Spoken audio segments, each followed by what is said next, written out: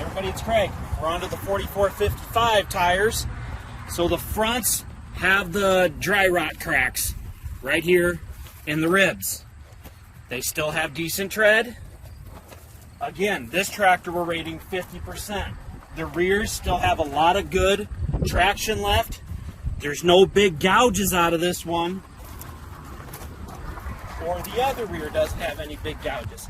Just starting to show some surface cracking, guys. So again, we're rating them 50%. See just a little bit of dry rot. There is a little gouge in the tire on this one up here, if you can follow the camera, please. Another surface crack on this one. And then this one has the cracks on the front and the ribs. So all around, guys, we're rating it 50%. We're not representing them as brand new tires or anything like that. Again, Shire video, check out that and the pictures. You make the call.